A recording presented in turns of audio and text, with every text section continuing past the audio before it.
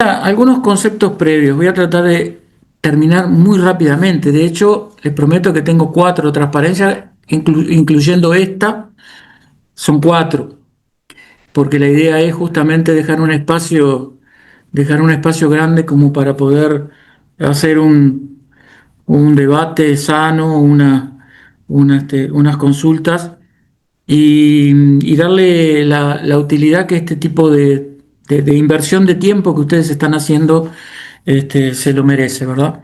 Y el tema de hoy ya lo habíamos publicado en los grupos, eh, es hablar sobre un modelo de producción ovina eficiente, que ha sido la propuesta de ANCO desde el momento mismo de su creación. Incluso les diría de que muchos años antes, capaz 15 o 20 años antes de la creación de ANCO, ya se comenzaba a elaborar esta propuesta productiva. Hay miles de propuestas productivas, y no estoy exagerando, son miles. Pero es importante poder trabajar, sobre todo cuando los productores son novatos, noveles, cuando se están incorporando, y en muchos de los casos, cuando vienen de afuera del sector agropecuario, que pocos saben no tienen por qué saberlo, de pasturas, de animales y de todas las disciplinas que están involucradas en estos procesos productivos, nosotros creemos que es útil trabajar sobre la base de una propuesta, de un modelo que tiene sí la buena noticia de que aquellos productores que lo han adoptado han sido muy exitosos. Eso le da una solidez a la propuesta muy importante. No es el producto de un paper publicado en una revista internacional, no es el producto de la elucubración de una mente fantástica de algún investigador. Es algo que ha sido probado, que ha sido validado, que ha sido chequeado, que ha retroalimentado las necesidades de la investigación, que ha hecho llegar las necesidades del productor a la investigación, eso sí es correcto, y en base a todos estos años de experiencia nos animamos a decir que es un modelo productivo que funciona. Me dirán, no es la única propuesta que funciona, posiblemente no, pero esta funciona muy bien y la idea es tratar de explicar el por qué y cuáles son los fundamentos de por qué este modelo productivo es eficiente y funciona bien. Ahí está, ay. Ustedes ven toda la pantalla porque a mí se me corta la parte de arriba. Allí, por ejemplo, ustedes ven ahí donde debería decir eficiencia y yo no lo veo. A ver, alguien que me... Sí, ¿Estás yo lo estoy durmiendo? viendo. Yo lo No, estoy viendo, pero no ¿vos sé. ves? No, A mí están se todos me... silenciados lo que pasa. Yo lo estoy viendo, Andrés, pero no Sí, sé ahí. se ¿Se ve ve? perfecto. Está bárbaro. Sí. Yo no sé por qué tengo acá arriba una banda negra que no me permite ver toda la Y transparencia. Pero la bueno, banda negra que tenés ahí arriba son los que están conectados a la charla. sí, pero me tapa la... Bueno, yo ya sé lo que dice A ver, y si ustedes lo claro. leen, eso es lo... Acá el- se lee, sí. el tema es cuando hablamos de eficiencia, ¿qué queremos decir? Que piensen 15 segundos cada uno de ustedes cuál es el sentido que le dan a la palabra eficiencia en el sistema productivo. Y ahí, esa foto que ustedes están viendo, que creo que la están viendo, de los años 30, a mí me gustaba mucho cuando trabajaba el recorrer viejas estancias, viejos campos, viejos sistemas de producción y encontrar este tipo de cosas. La persona que me autorizó a sacar la foto de una foto que estaba colgada en la pared, me decía que esta foto es de los años 30 y yo creo que tal vez es anterior. Lo que ustedes ven ahí son unas ovejas Lincoln. Hoy creo que no queda ningún productor de Lincoln en el Uruguay. ¿Y por qué lo puse? Primero porque tomé la decisión de no hablar de ninguna raza en particular. ¿Por qué motivos? porque primero ANCO es una institución que trabaja con todas las razas, tenemos que respaldar a todas las razas, pero eso no implica que seamos conscientes de que cada raza tiene un lugar determinado y que a lo largo de la historia el Uruguay ha cambiado sistemáticamente de material genético. ¿Para qué? Para adaptarse a los cambios. Adaptarse a los cambios que no son provocados por nuestra propia voluntad, que son provocados por cambios en los mercados internacionales. Y estas ovejas Lincoln que ustedes ven ahí, producto de las necesidades de carne, de lanas gruesas, de lanas muy gruesas, y de carne de capón, de capones grandes y grasosos, son producto de la Primera Guerra Mundial. Que hoy, bueno, Vamos, no sé si ahora, después de las guerras que tenemos y en las que se vienen, tendremos que volver al Lincoln, creo que no, pero a lo largo de nuestra historia hemos cambiado sistemáticamente de raza, de sistema de producción, de paradigmas productivos, persiguiendo qué?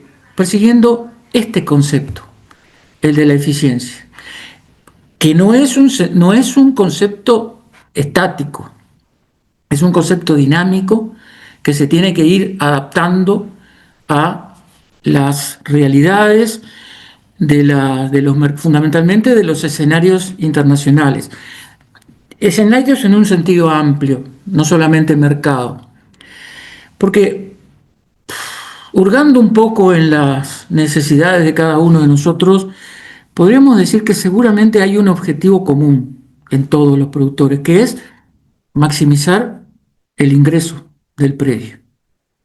De una manera o de otra, sea por la venta de carne en algunos sistemas del norte extensivos, donde se crían ovejas que producen lana fina. Voy a tratar de no nombrar ninguna raza, excepto la esta que dije que era la Lincoln, que ya no se cría más. Entonces nadie se me va a ofender ni nadie se va a vanagloriar de que esté nombrando la raza. Creo que el objetivo común de todos es tener un ingreso. Muchos, puede haber acá alguno, lo buscan por el lado de la venta de reproductores, otros por el lado de la lana, como les decía recién, otros por el lado, y creo que la mayoría, por el lado de la venta de carne de cordero. Y para maximizar ese ingreso necesitamos mejorar el concepto amplio de la eficiencia. Pero fíjense qué fácil. El ingreso al predio depende solamente de tres cosas: del nivel de producción, o sea, la eficiencia biológica del sistema, de minimizar los costos. Ven que costos aparece acá, no sé si ven la flechita, acá. Costos aparece acá, también depende de la eficiencia, minimizar los costos. Y obviamente, lo que seguramente a la gran mayoría de ustedes les importa, que es el precio. Yo veo a veces, y ya les digo, no lo comparto, pero lo entiendo, que están más preocupados en los grupos de WhatsApp, no solamente en el nuestro, porque aumente el precio de la carne en los frigoríficos y en los mercados internacionales, están más preocupados por eso que por mejorar la eficiencia de la propia producción. Pero ¿cuál es el problema? El problema es que nosotros no podemos hacer nada para que el precio aumente. Somos tomadores de precios. Depende de cómo va a repercutir todos estos conflictos bélicos, políticos que hay en el mundo sobre el precio de la carne de cordero, cómo va a repercutir la suba o la baja del petróleo por estos mismos temas, no lo sabemos. Fíjense ustedes que dependemos normalmente de todo el sector agropecuario, no solamente la producción ovejera. Depende de dos cosas que no podemos manejar: los precios y el clima. Y no es casualidad que si ustedes ponen un programa agropecuario, van a escuchar hablar de los precios de los mercados, de todos los mercados, desde los cereales, pasando por el precio del ganado vacuno, el novillo gordo, la vaca de recría, la reposición, el capón, la oveja, el precio de la lana, que cada vez que escuchamos se nos caen unos lagrimones. Pero bueno, tenemos que ser conscientes de que esa realidad no empezó ayer, Hace 30 años que los precios de la lana están bajando y a mí me llama mucho la atención, 36 años para ser precisos. Y a mí me llama la atención de que todavía hay quienes están esperando que las lanas vuelvan a valer. Yo no puedo asegurar que no van a volver a valer, pero 36 años y todavía seguimos esperando, me parece un exceso de paciencia. Tampoco podemos incidir sobre el clima. Y seguramente, fíjense, ¿no? Hoy, ¿qué no, qué es cuál es la gran tecnología que nos llega a los ovejeros en los últimos... No sé, no se enojen si soy muy crítico con algunas cosas, sobre todo con instituciones. No soy crítico con personas ni con productores, pero sí muy crítico con instituciones, con más de una. ¿Qué nos llega a nosotros por WhatsApp como la gran tecnología de los últimos tiempos, de los últimos 4 o 5 años? El clima. ¿Qué va a pasar? Que este fin de semana va a haber un temporal, van a bajar las temperaturas. Ojo muchachos, cuiden los corderos. Vamos, yo creo que cualquiera que haya criado oveja un par de meses tiene la capacidad suficiente como para tomar medidas en función de eso. Entonces, no podemos incidir sobre el clima, no lo manejamos nosotros, no podemos incidir sobre los precios, pero sí podemos incidir sobre los niveles de producción y sobre los costos mucho más de lo que nosotros imaginamos. Ejemplo, si nosotros pensamos que la alimentación de la oveja es uno de los costos más importantes y que el kilo de materia seca de una buena pradera o de un buen verdeo es 20 veces inferior, 20 veces, 15, 30, dependiendo de qué pastura y qué concentrado estemos considerando, tenemos que ya de por sí definir en nuestro modelo productivo que la base forrajera tiene que ser entre el 90 y el 100% de los costos de alimentación. Inferior en precio, ¿verdad? Pero justo 20 veces menos en precio. 20 veces menos por kilo de materia seca utilizado. 15, 30, depende un poco de los valores que estemos comparando. De lo que no hay ninguna duda es que si queremos tener un sistema eficiente y generar un ingreso importante en un sistema donde no sabemos qué va a pasar sobre los precios, nuestro escape fundamental es trabajar con mínimos costos y en ese sentido la base forrajera es una de las grandes ventajas que el Uruguay tiene. Podemos definir al Uruguay como un gran productor de forraje, desde el campo natural, que obviamente no es aplicable para un sistema intensivo de producción de cordero, y obviamente que mucho menos para un pequeño productor, donde ya ni siquiera existen los buenos campos naturales. Pero esa tiene que ser fundamentalmente la base. Entonces, donde sí podemos trabajar también, además de la minimización de los costos, es en el desarrollo de un modelo productivo eficiente que además tenga la capacidad de minimizar las pérdidas. En todo sentido, minimizar pérdidas implica no tener problemas sanitarios, tener una buena sanidad, implica que no te las roben las ovejas. Yo recuerdo durante 40 años, cuando cada vez que venía un productor que decía que quería criar ovejas, yo le decía dos condiciones básicas. Y la primera era que tenía que vivir en el predio. La segunda es tener un buen perro pastor. Pero lo que pasa es que el perro pastor te puede defender de los perros, de los zorros, de los chanchos, del puma, de mano pelada, de todo pero es muy difícil que te pueda defender de un depredador humano, que son bastante frecuentes. Pero lo que puede hacer es funcionar como una alarma. Pero si la alarma suena y no hay un servicio de respuesta, entonces creo que lo primero que tiene que tener en cuenta un productor para poder empezar a criar ovejas es que por lo menos vaya a dormir al campo. Y esa es una gran ventaja porque queda todo el día, el resto del día queda libre para poder dedicarse a otras actividades. Minimizar pérdidas de depredadores también. Eh, Normalmente en la prensa nosotros vemos que que ahora vieron que ya no hay tanta queja sobre el ataque de perros, ¿no? No sé si estamos fuera de zafra de los ataques de perros, pero ahora se escucha menos.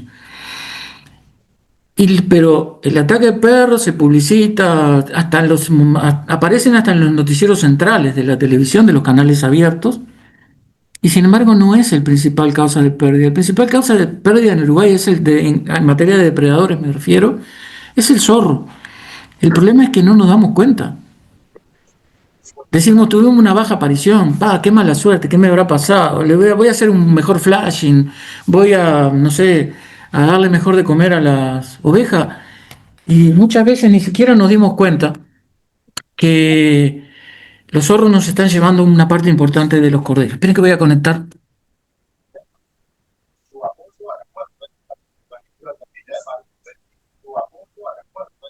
Me iba a quedar sin, me iba a quedar sin batería y iba a ser peor. Pero les propongo ahora, y ya voy a entrar en la tercera, para que no sé, para los que no les gustan las charlas largas, a mí tampoco. A mí me gusta el debate, me gusta poder discutir, como les dije, sobre un tema en particular, eh, sobre un sistema en particular, sobre un productor en particular. Pero bueno, creo que como introductorio a ese proceso, esto nos puede ser útil. Recuerden lo que les dije hoy, no estaban todos conectados todavía, que esto es una gran generalización, porque cada sistema de producción es diferente. Si acá hace un rato éramos, ¿cuántos éramos? 27 o 37, no me acuerdo, 32.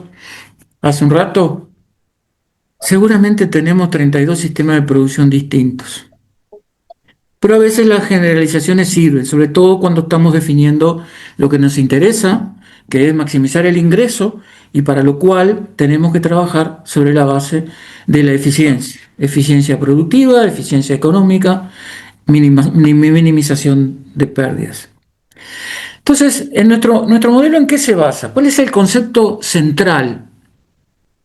Y acá me voy a detener unos segundos. Destetar y vender los corderos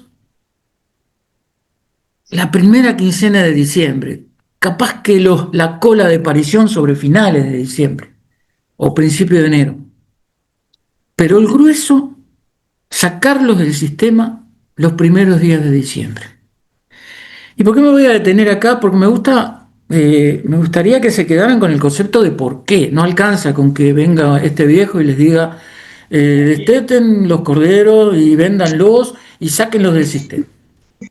¿Qué pasa los primeros días de diciembre? Cambia totalmente el clima. Y esto no 1 año, 2 años, 3 años. Casi todos los años, sobre fines de noviembre, cambia el clima y cambia el estado de las pasturas. ¿Qué pasa con el clima? Empieza el calor. ¿Qué pasa con las pasturas? Maduran, entran en estado reproductivo, encañan los raigrases, las festucas, incluso las propias alfalfas, lignifican mucho más el tallo, ya no tienen la suculencia que tenían en la primavera. ¿Cómo inciden estas dos cosas que están totalmente interrelacionadas? Bueno, el cordero es un rumiante completo, ya sobre fines de diciembre, pero es un rumiante de menor tamaño que el rumiante adulto y por sobre todas las cosas tiene una necesidad de crecimiento. Entonces yo les pregunto, ¿para qué vamos a tener un cordero que sabemos que de ahí en adelante no va a crecer, no va a ganar peso? ¿Para qué? Va a comer, pero no va a ganar peso. Y ustedes dirán, ¿por qué no va a ganar peso? No va a ganar peso primero porque los calores van a hacer que dedique menos horas al día a pastorear, ustedes saben, a ver, una explicación básica, pero se puede entender. El mecanismo de regulación de consumo es muchas veces por temperatura. El cordero ya es un rumiante. El rumiante lo que hace es elevar la temperatura en el rumen, y cuando esa temperatura aumenta, el animal necesita eliminar el calor externo, y como tiene el rumen lleno y eso le genera calor, lo que hace es dejar de comer. Al mismo tiempo, las pasturas ya son de menor calidad, ya no son de aquellas pasturas de 70-80% de digestibilidad, que pasa rápidamente por el rumen, sino ya aumenta el nivel de fibra, disminuye el nivel de digestibilidad, disminuye el nivel de proteína. Son dos parámetros que están totalmente asociados entre sí, y eso determina que baja la velocidad de pasaje del alimento en el rumen, y entonces el animal, para poder regular su temperatura, deja de comer. Se mezclan los dos conceptos: el concepto de la regulación de la temperatura y el concepto de la baja de calidad del alimento que está consumiendo. Pocas veces se percibe que si bien podemos tener que el Uruguay es un país productor de pasto, el pasto de muy buena calidad se produce solamente durante 4 meses, que va calidad y disponibilidad. El invierno puede producir forraje de buena calidad, pero no tiene disponibilidad. Los 4 meses del año en los que tenemos disponibilidad y calidad son agosto, septiembre, octubre y parte de noviembre. Por lo que tenemos que tratar de hacer coincidir esos 4 meses con los meses de mayores requerimientos de nuestros animales.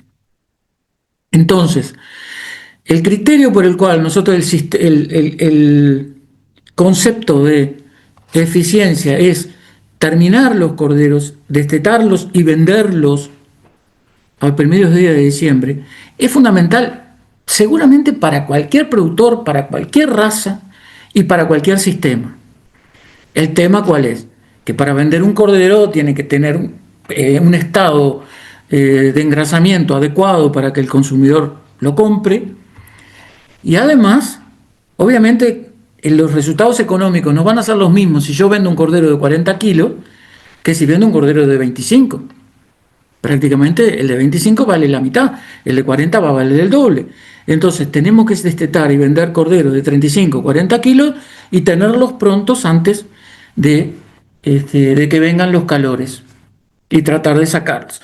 Después, otro día, tal vez podemos discutir sobre cómo llegar a eso o qué hacemos si no llegamos. Y ahí posiblemente podemos conversar sobre, ahora sí, sacarlos del sistema, estabularlos, meterlos en un corral en base a concentrado, aún perdiendo plata. Y es importante que sepan que no van a ganar en ese feedlot de cordero, no van a ganar plata, van a perder, pero lo que van a ganar es sacar el animal del sistema. Ahora, si ustedes no lo sacan, dicen, bueno, no, yo lo voy a dejar, total no se muere. Bueno, las parasitosis y los problemas infecciosos durante el verano en el cordero son muy graves. Aumentan, ustedes lo saben, aumentan muchísimo las mortalidades aún en corderos relativamente grandes, y ni que hablar de esos corderos de 18, 19, 20 kilos que se salvaron de casualidad y que llegan al verano en esos estados tan calamitosos. En el mejor de los casos van a transitar todo el verano, diciembre, enero, febrero, marzo, y van a empezar a ganar peso recién en abril, pero ¿a costo de qué? A costo de haber duplicado la carga del sistema, lo que lo vuelve absolutamente ineficiente. Lo que va a hacer ese cordero que pasó el verano en el campo es comerse la comida que es de las ovejas, que necesitan las ovejas para producir. Entonces, el concepto fundamental es: el cordero sale del sistema principios de diciembre. Y yo todavía les agrego, con 35 o 40 kilos, ya muchos me estarán diciendo, pero ¿cómo hago para que el cordero me llegue a esa fecha con 35 o 40 kilos? Bueno, lo primero que tenemos que hacer es un parto temprano. O sea, le tenemos que dar 4 meses y medio, 5 meses si quieren, a ese cordero para que llegue de los 5 a los 35 o 40 kilos en este periodo del año. Tenemos la ventaja de que tenemos la primavera. Pero, pero ahí es donde tenemos que concentrar nuestro esfuerzo. Y para tener, y acá volvemos al cuestionamiento, para tener un parto de fines de julio tenemos que tener una encarnada de febrero. Y acá es donde seguramente los que han leído las publicaciones de nuestras principales instituciones estén diciendo, no, pero esto haciéndose cruces, es decir, no, si todos los manuales dicen que hay que encarnerar en abril, mayo. ¿Y cuál es la fundamentación de que hay encarnada en abril, mayo? Y la fundamentación es que los corderos tienen que parir en un momento donde ya pasaron las heladas, pasaron los temporales en realidad no pasan nunca, pueden ocurrir en cualquier momento del año, y cuando ya hay un poquito de pasto en el campo natural. Y el otro fundamento es que echamos mano a publicaciones de los años 60, donde nos decían que la tasa ovulatoria de las razas que se criaban fundamentalmente en aquel momento eran mayores en abril que en febrero. Este sistema es distinto. Ha cambiado todo. En un sistema lanero donde me voy a quedar, el cordero va a llegar a diciembre con 15, 16, 20, 18 kilos, transitaban todo el verano y se lo quedaban en el campo, porque ese era el capón que les iba a producir lana y que iban a esquilar en el año siguiente, porque la lana representaba el 80% del ingreso. Hoy eso ya no existe, hoy la lana no tiene valor. Entonces no podemos dejar ese cordero, y entonces el concepto de la encarnerada tardía cambia. Tenemos que estar abiertos a cambiar ese concepto. Y ustedes me dirán, bueno, pero con este concepto, ¿por qué el servicio en febrero y no en enero? Bueno, si se puede, espectacular. Ahí tropezamos con el tema de las estacionalidades reproductivas de las ovejas. Y creo que es un tema a trabajar. Poder adelantar las encarneradas para disponer de más tiempo entre el parto y el 1 de diciembre, como para poder hacer los corderos lo más pesados posible para poder ser vendidos. Bien, entonces, ahora bien, nos genera problema, y sí, porque un parto en julio implica que junio y julio, cuando se ocurre el último tercio de gestación, y ahora lo vamos a ver, es en el peor momento del año desde el punto de vista de la alimentación. Y bueno, es ahí donde tenemos que tomar las medidas como para poder ser eficientes. Por ejemplo, en ese momento de la encarnerada es fundamental, porque ese es el momento en el cual regulamos la carga del sistema. Y acá es donde la mayor parte de los productores cometen los mayores errores. Nuestros productores, grandes, chicos, medianos, todos tienden a tener más ovejas de las que pueden tener. No sé por qué. Es un comportamiento que merecería ser eh, estudiado desde un punto de vista social, cuando en realidad trabajar con cargas más bajas tiene muchas más ventajas. A ver, yo creo que sí tengo alguna hipótesis de por qué ocurre, porque durante más de 100 años, Uruguay, productor de lana, conocido era que apilando ovejas en un campo, la cantidad de lana siempre aumentaba. Pero hoy eso se terminó, o por lo menos en esta zona y para la pequeña escala productiva, eso ya no tiene ningún sentido. Hoy necesitamos excelentes índices de comportamiento reproductivo, de sobrevivencia de corderos, de crecimiento de los corderos, por lo tanto de producción de leche de las madres también, Y todo eso se consigue satisfaciendo las necesidades nutricionales de estos animales. Normalmente nos preguntan, y bueno, pero ¿y cuál es ese número mágico? No, el número mágico no existe, pero no se pasen de 5 o 6 ovejas por hectárea. Es muy relativo porque estamos hablando de ovejas de 55 con 60 kilos y que van a comer pasto de buena calidad desde junio, julio hasta noviembre y nada más. Distinto sería aquellos que hoy están pensando en ordeñar o ya están ordeñando las ovejas con lactancias mucho más largas que de 4 o 5 meses. Las cargas todavía deberían ser más bajas para poder satisfacer los requerimientos sin la necesidad de aumentar los costos de alimentación, porque no tenemos otra posibilidad más que traer alimento de afuera que siempre es caro. Aunque sea un fardo de baja calidad, es carísimo. Entonces, aprovechemos ese momento del año para regular la carga. Fíjense que es una tecnología que les deja un ingreso. O sea, ustedes bajan la carga, venden esas ovejas y tienen plata en la mano. Y están mejorando su sistema. Todo ganar, ganar. Sin embargo, es lo que más le cuesta al productor. No sé si es un poco los vestigios de la historia, los atavismos de una historia lanera que el Uruguay tuvo, sin duda muy importante, pero tenemos que saber que hoy, yo digo hoy, hace 30 años que la lana no vale, no es un concepto de hoy. Y sin embargo, fíjense que estamos hablando de, capaz que muchachos de 25 años, 24 años, que nacieron ya con la baja del precio de la lana y sin embargo siguen esperando que el precio suba. Yo no digo que no vaya a subir, que en algún momento vaya a cambiar la historia, pero no podemos sentarnos a esperar.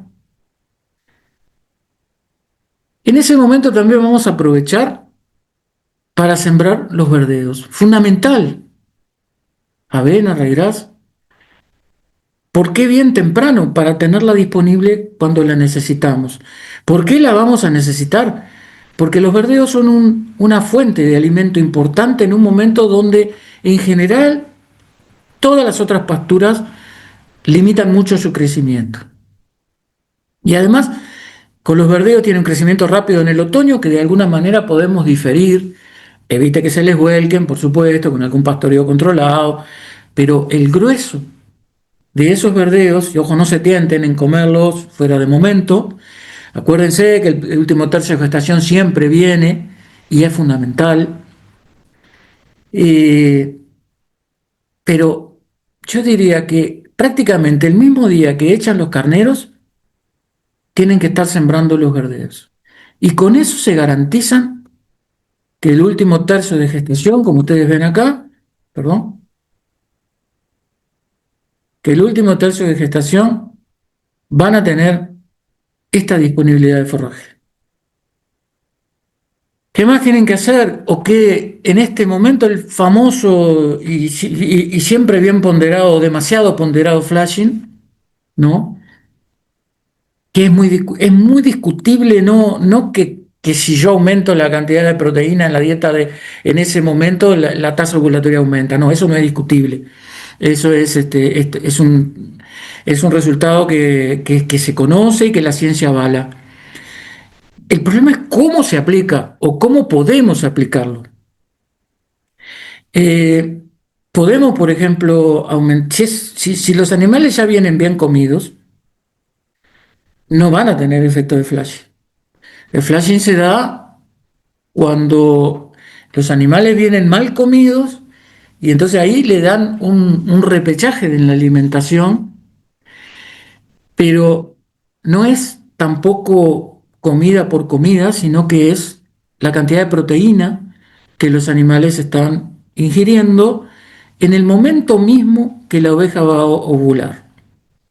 Si no tenemos una pastura de buena calidad en ese momento, que no es fácil tenerla porque estamos saliendo del verano, depende si las lluvias de otoño se adelantan o no se adelantan, depende de qué tan seco haya sido el verano, pero ahí tenemos la herramienta para los que les gustan, para aquellos que aman la suplementación, tenemos la herramienta de la harina de soja en periodos muy cortos de tiempo para mejorar la tasa ovulatoria. Depende, como les digo, del estado de las ovejas. Si la carga es apropiada, si yo vengo con una carga buena, las ovejas se destetaron en diciembre, tuvieron diciembre, enero, febrero para recuperarse, yo creo que con eso ya es más que suficiente para que manifiesten un comportamiento reproductivo como el que nosotros queremos.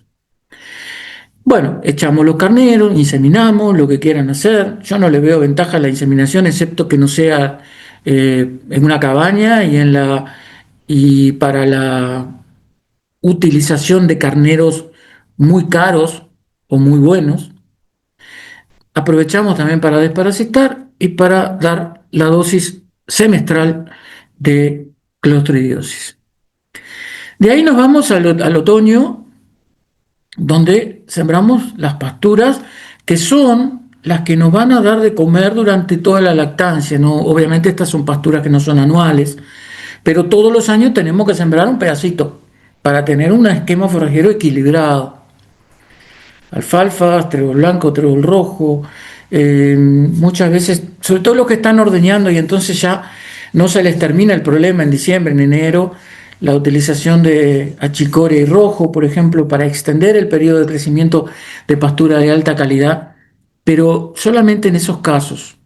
Yo en lo personal no recomiendo las siembras de verdeos de verano porque es una opinión muy discutible, lo sé, porque los verdeos de verano los tenemos que sembrar en los momentos, tenemos que preparar la tierra en el momento en que las pasturas están en su mejor momento de producción.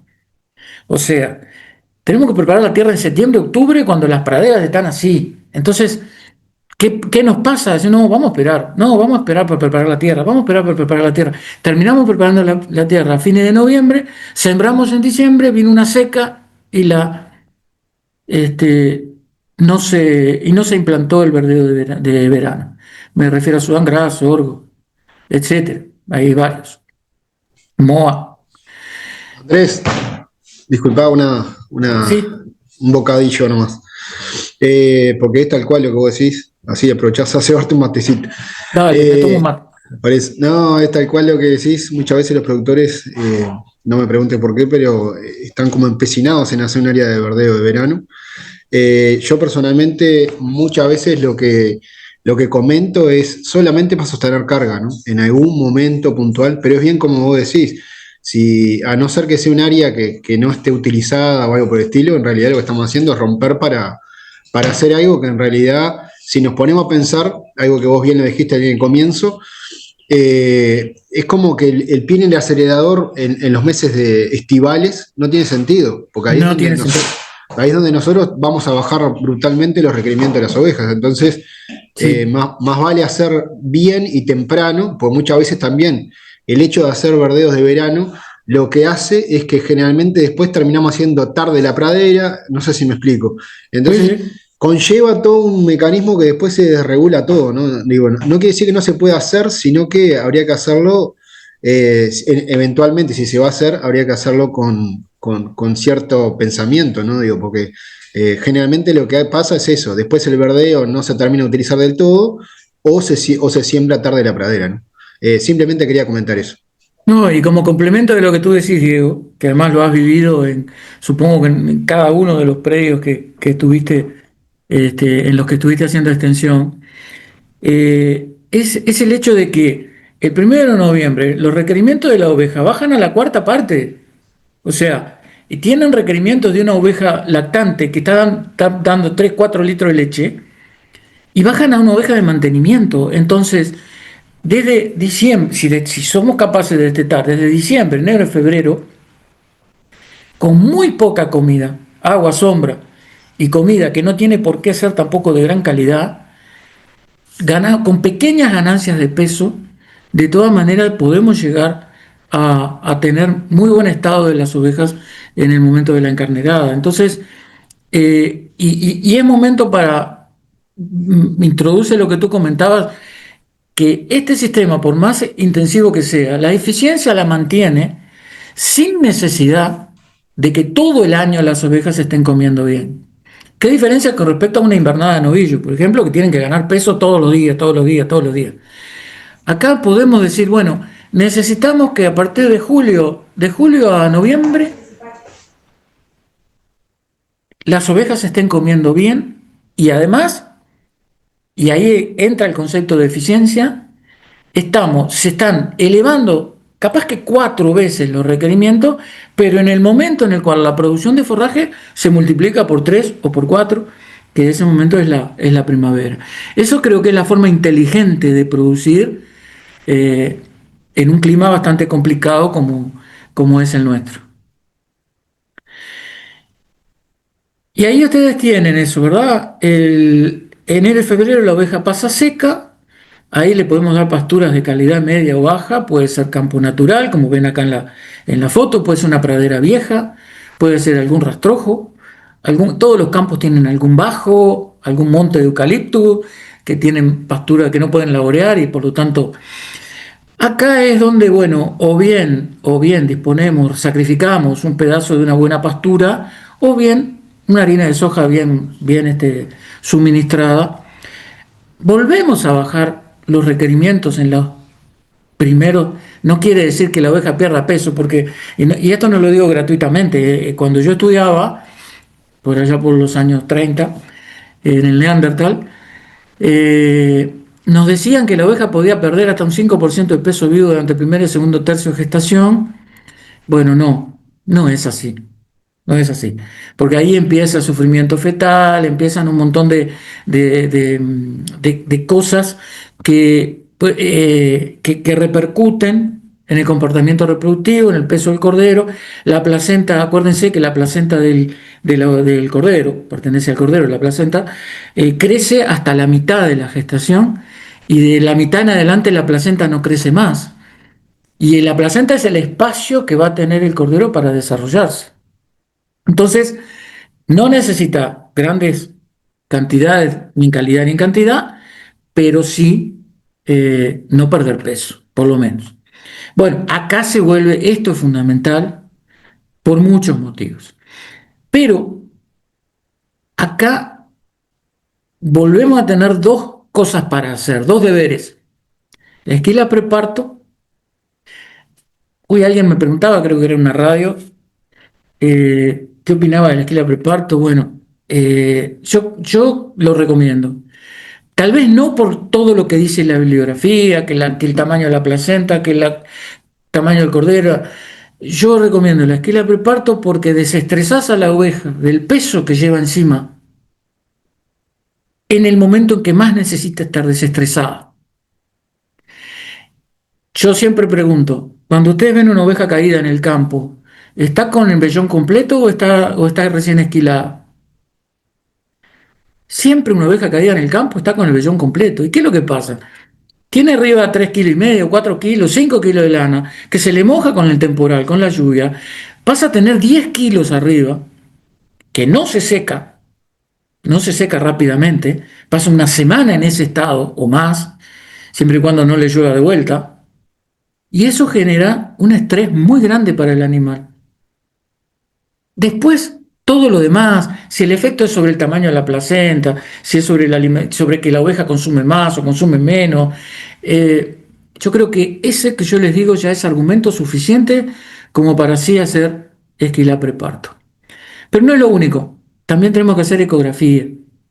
Tal vez un poquito antes de esta fecha, pues se lo preguntan a Diego, a Magdalena, pero la ecografía es muy importante cuando queremos ser eficientes. ¿Por qué? Una ecografía, y no va a ser como en el caso de los vacunos, para saber si la vaca está preñada o vacía, y la vaca vacía engordarla y venderla. En la oveja cambia completamente el concepto. En la oveja, la ecografía es para diferenciar gestaciones múltiples de gestaciones simples. ¿Por qué?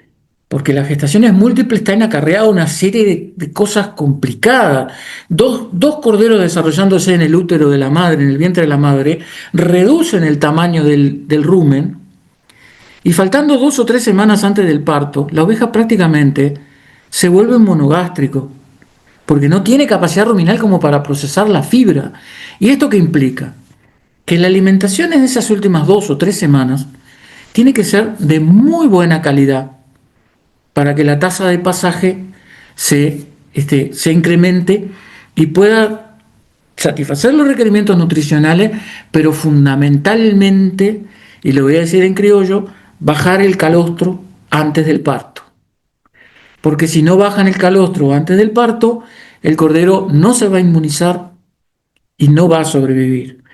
Voy a dar un dato que ha generado la doctora Banchero ya a principios de este siglo, y es el hecho de que un cordero tiene que tomar 800 centímetros cúbicos de calostro por kilo de peso vivo, o sea que si pesa 4 kilos, tiene que tomar 400 centímetros cúbicos de calostro, casi 1 litro de calostro, 1 litro y pico de calostro, pero dentro de las primeras 24 horas de vida.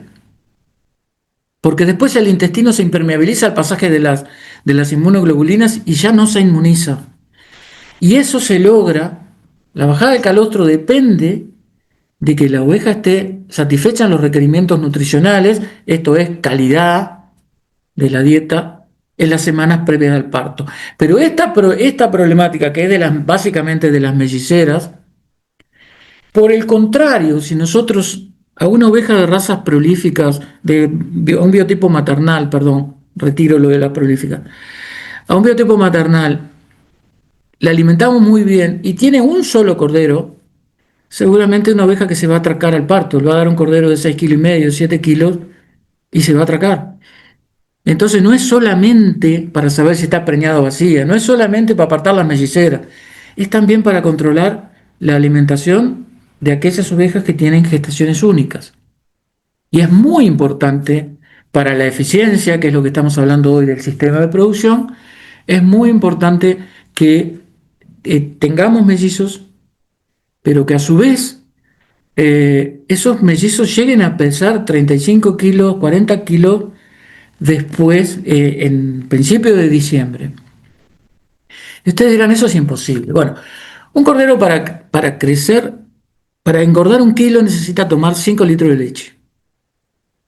Por lo tanto, un cordero que gana, fíjense, en 120 días nace de 5 kilos, se vende de 35, 40, vamos a ponerle 40, me gusta más, tiene que ganar 35 kilos. La ganancia tiene que ser de 280, 290, 300 gramos por día. 300 gramos por día implica 1,5 litros de consumo de leche diario. Después del segundo mes, ya no es solamente leche, también empieza a comer el cordero y necesita muy buena disponibilidad y calidad de pastura. Pero al principio lo necesita. Y si cría 2 corderos, la oveja tiene que producir 3 litros. ¿Tenemos ovejas que produzcan 3 litros de leche? Sí, tenemos. Y esa es la clave no voy a nombrar ninguna raza, insisto, pero esa es la clave de la eficiencia de un sistema de producción de esas características.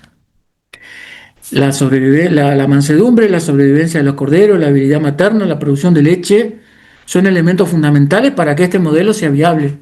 Porque por ahí me pueden decir, no, mira, yo probé ese modelo que Bianco proponía y la verdad se me murieron todos los corderos.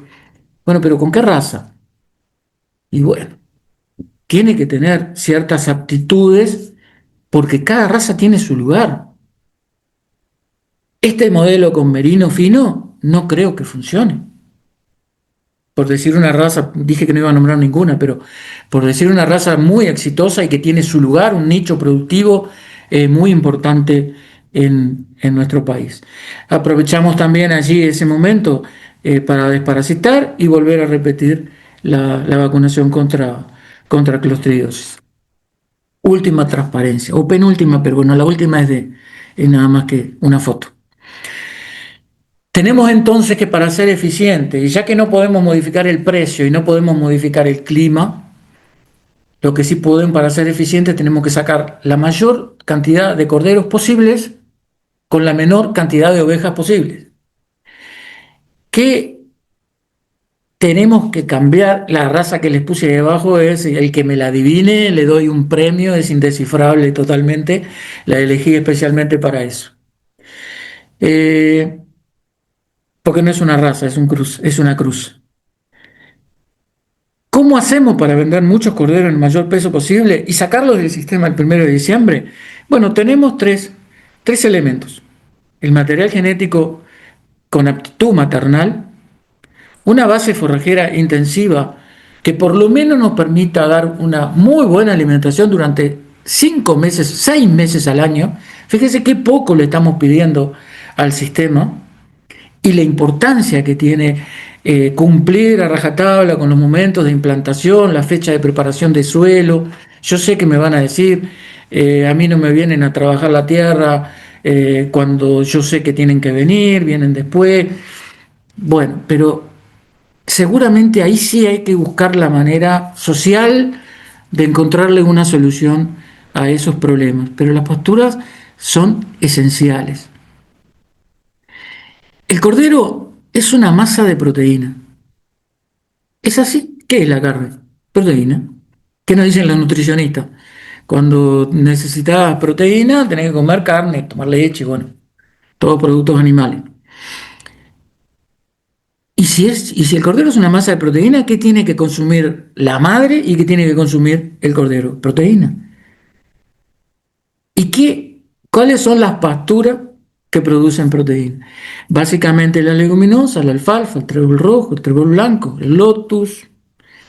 Yo soy un poco esquivo al lotus, pero no, no, tampoco lo voy a excluir.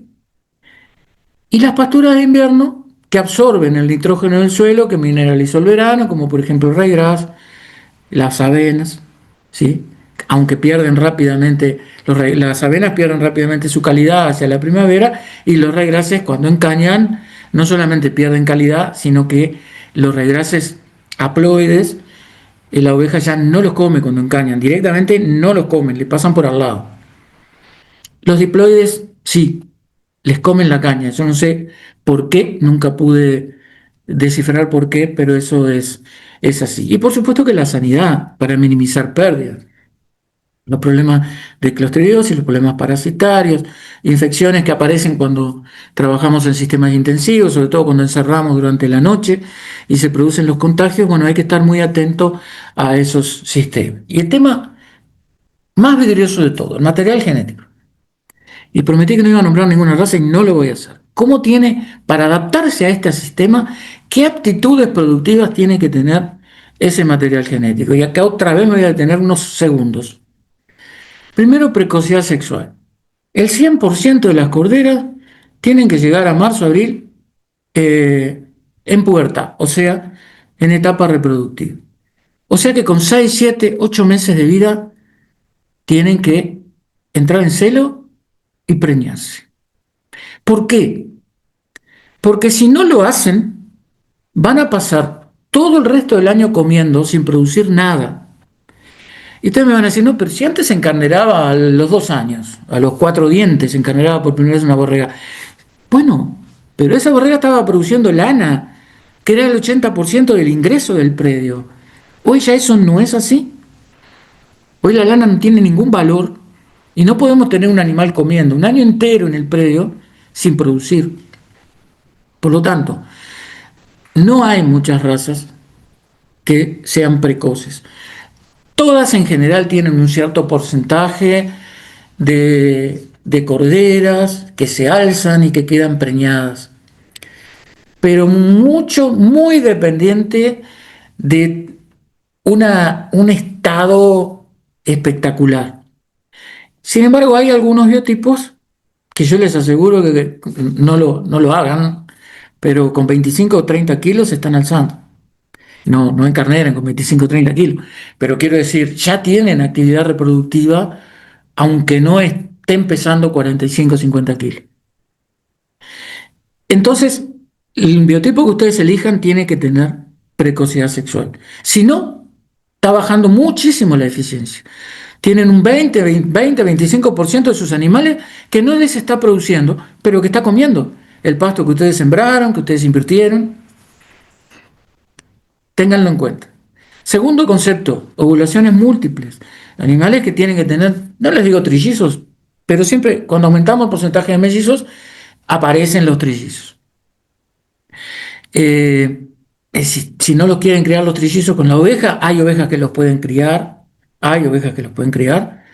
Yo siempre repito lo mismo, pero tal vez más bien como añoranza del pasado. Tuve una vez una oveja que destetó 115 kilos, el 1 de diciembre destetó 115 kilos de carne. 3 corderos de 35 kilos, los 3 machos. Los guardé como carneros, además. Solo comiendo pasto. Y no parió en julio, había parido los primeros días de agosto. Y destetó los 3 corderos. Y de 35 kilos cada uno. Hagan la cuenta, van a ver que se le da 105, a ver, son 70, sí, 105 kilos de peso vivo. Pero fue una oveja en toda tu vida. Pero potencialmente la genética existe. ¿En qué se basa el mejoramiento genético si no es en la capitalización de los animales que son distintos, que son diferentes?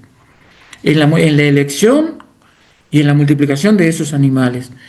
Eso es hacer una mejora genética eficiente y no jugar al cabañero, que no está mal, está bárbaro.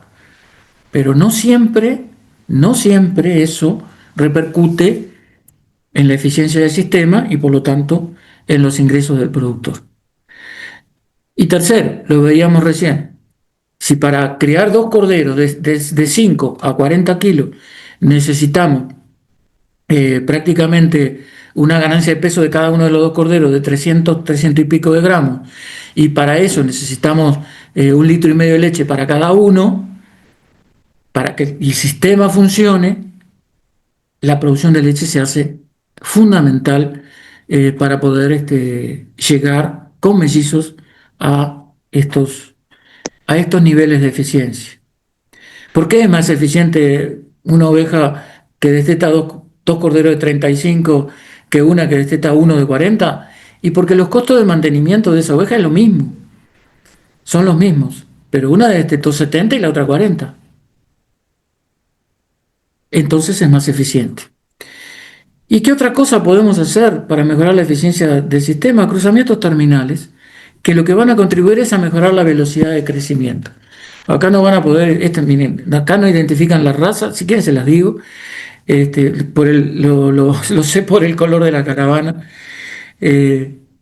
Fíjense si será un poco vieja esta foto, que ni siquiera estaba esquilada prepardo la oveja, ¿no? La pongo igual. Y el cordero es un triple cruza. Es la madre es Ile-de-France por Milchaf y el cordero es obviamente Hampshire Down. Media sangre Hampshire. Yo creo que con estos elementos nos da para conversar, para discutir, para debatir, para tratar de ir satisfaciendo algunas curiosidades o elementos que no hayan quedado en este rato. ¿Cuánto pasó? ¿No? Bastante tiempo. La eficiencia la podemos buscar en el modelo productivo y en la minimización de las pérdidas. Y en ese sentido, simplemente no se olviden de estos animalitos que hoy ya tenemos en un número muy importante y que han sido tal vez y también, un caballito de batalla de ANCO en estos años, porque creo, sin temor a equivocarme, que la enorme mayoría de quienes nos solicitaron un perro lo pudimos conseguir. Hasta el día de hoy seguimos con este proceso de que el productor no pierda por zorro, por perro, por robo, corderos, porque hace a la eficiencia del sistema. Entonces, sin más, les agradezco la paciencia.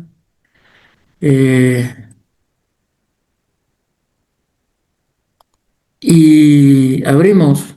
No se bajó nadie, increíble. Bueno, no se bajó nadie. Ninguno se aburrió, ninguno se aburrió y se bajó. Yo me arranqué con 32 y somos 36, o sea que ni siquiera. Estuvimos en un pico máximo de 39 y tuvimos algunos que se bajaron, mandaron WhatsApp que la conexión no les anda y se caen, entran y se caen, entran y se caen. Hay un problema de conexión, porque el sistema soporta hasta 200, así que no es un problema de cantidad de gente, sino de la conexión de cada uno que, bueno, a veces se complica. Bien. Bueno, Está en algunas zonas todavía está difícil. Bueno, excelente charla, felicitaciones Andrés. La verdad que hace 20 años que escucho a Andrés y siempre, siempre quedo con ganas de escuchar más. lo que es tener amigos, Más allá de lo que es tener amigos. Después te paso la botella de whisky que te prometí. Pero son, bueno, la experiencia que uno va de alguna manera tratando de absorber los conocimientos de alguien que vaya si los tiene. Y bueno, y el reto de esto es pasar estos conocimientos a las siguientes generaciones. Entonces, bueno, creo que ese es el desafío que todos tenemos, de alguna manera. Como les decía, la charla va a quedar, está grabada, y después se van a colgar en las páginas web y en las redes sociales. Y bueno, hay otras charlas de estas que están grabadas también, así que hay material bastante importante en cuanto a todo lo que han sido las charlas de Andrés y los distintos trabajos que ha realizado. Hoy por allí compartimos un link de lo que es el proyecto regional en el grupo. Ahí si buscan está también el proyecto regional que se inició hace ya como 7 años, ¿no? Si no me equivoco. Bueno, Tato Que lo debe iniciamos saber, Gonzalo lo debe saber mejor que yo, pero Gonzalo debe creo tener que más en claro. el 2017 se empezó el regional y en el 2019-2020 se empezó el regional el 2020 y el de Florida en el 2017. 17, ahí está. Bueno, y ahí hay todo un material de difusión y hay entrevistas y charlas también grabadas. Que realmente está bueno acceder a esos documentos. A veces cuando uno está medio perdido, buscar que la información está. Bueno, no sé si hay alguna pregunta, si hay alguna consulta. Ahí, Freddy, tenés Creo que a una mano levantada. sí. Hola, Bueno, arriba. Mira, hola, hola, ¿te escuchan? Hola. Sí, te sí, escuchamos ¿Cómo están? Buenas. clarito.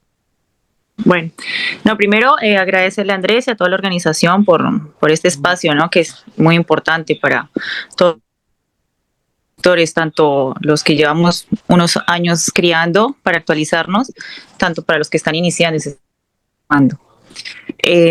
Nada, quería solamente hacer 2 acotaciones que me pareció que en la presentación de Andrés indicaba tipo varios puntos importantes para la producción, que si bien aceleraba o hacía más temprana la encarnerada, le sumaba ahí el tema de la desparasitación y vacunación, ¿sí? Para unos pueden hacerlo así, pero me parecería importante resaltar que el tema de la vacunación preparto debe hacerse por lo menos 30 días antes del parto, no en la encarnerada justamente, por el tema de la transferencia de los anticuerpos, ¿sí? No sé, Andrés, me corrige si fue que yo vi mal o cómo es que lo estás indicando para ver si vale la pena o no la aclaración. yo lo indiqué, capaz que estoy equivocado, pero lo indiqué en las 2 veces. Hola. Los 30 días previos al parto, lo pueden ver en la repetición de la Ah, ok. pero como normalmente los frascos dicen 2 al año, entonces Sí. aprovechar el inicio de la encarnerada cuando uno encierra las ovejas para dar esa primera dosis en el año. Pero sí reconozco que lo pasé rápido eso, pero sí está señalado en el esquema. Después lo podés revisar y lo corregimos en cualquier cosa. Bien, sí, no, que Eh, me parece como importante que quede como está, recalcado está indicado, sí, está indicado. para que los productores sepan la importancia, claro, la de hacerlo 30 días antes del parto por el tema de la transferencia de las inmunoglobulinas y este tema del calostro que comentaba Andrés, que es tan importante justamente para garantizar la supervivencia de los corderos. Sí. Y otra cosa de la esquila preparto, que si bien está súper estudiado y súper comprobado, que lo que dice Andrés, o sea, una de las razones es la comodidad, digamos, de la oveja, que si bien tiene menos frío con la lana arriba, pero en caso de lluvias y temporales pueden empeorar el cuadro, ¿verdad? Pero otra de las razones, grandes razones principales por las que esta esquila preparto es el tema que genera el cambio intrauterino que genera en la oveja y modifica ese ambiente del feto que hace que los corderos nazcan más pesados y por tanto, o sea, también un desarrollo placentario mayor peso de los corderos y que hace que nazcan más pesados, más vigorosos, hace que se paren antes, después del parto y por tanto mamen ese calostro también de una manera más temprana. Entonces me parece es igual eso, importante y relevante que todas esas razones las incorporen para que hagan esquila preparto, que igualmente debe hacerse con todos los cuidados, ¿no? O sea, porque sufren ese estrés térmico, ¿no? Y lo que van a hacer es movilización de reservas, que también hay que cuidarlas con la alimentación, o guardo, capas, abrigos, parideras, y que hay que estar igual pendiente de ellas. O sea, es como todo un conjunto, un manejo también que garantice el bienestar animal. Eso era que quería acotar. ¿Algún otro comentario, pregunta? No, yo capaz que hago un comentario, digo, de recién lo que decía Ana María. Primero que nada, sí comentaste, Andrés, capaz que una dosis clostridial semestral. Por eso creo que está buena la aclaración de los dos.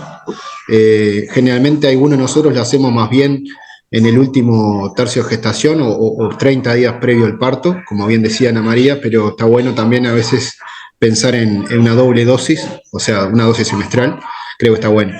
Y por otro lado, quería simplemente sumar algo, que en realidad estamos hablando de que la esquila preparto puede mejorar el tamaño de la placenta, puede mejorar el tamaño del cordero.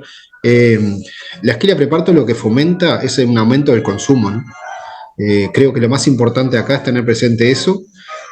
¿Por qué? O sea, ¿por qué el aumento de la placenta? ¿Por qué el aumento del peso de cordero y cosas así? Tiene que ver exclusivamente también con el aumento en la tasa de consumo. Y la tasa de consumo, lógicamente, tenemos que darnos vuelta y decir, bueno, ¿qué comida tenemos para satisfacer ese aumento en la tasa de consumo, ¿no? Digo, simplemente esa aclaración que me parece que nada, que suma, nada más.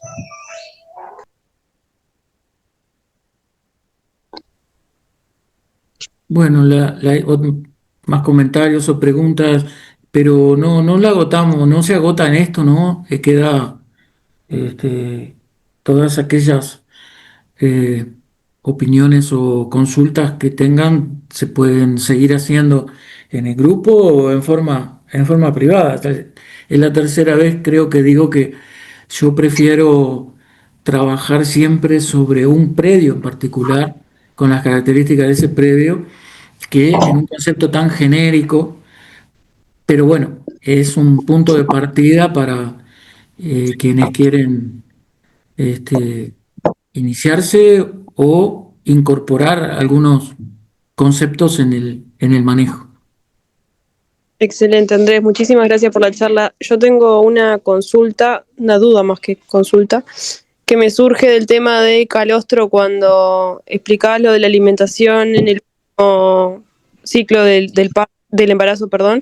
Sí. ¿Hay manera, digamos, o sea, hay algún estudio que hayan podido medir, digamos, en cantidad de calostro realmente producido por la oveja con el cambio de alimentación? Porque me surge duda, o sea, llevándolo al caso maternal, o sea, de una persona, una madre, no persona, que en realidad el calostro va desatado por el parto, o sea, sale una vez expulsado el feto, sale calostro y no va ligado con la alimentación previa, sino que es algo que funciona así, el cuerpo materno, digamos.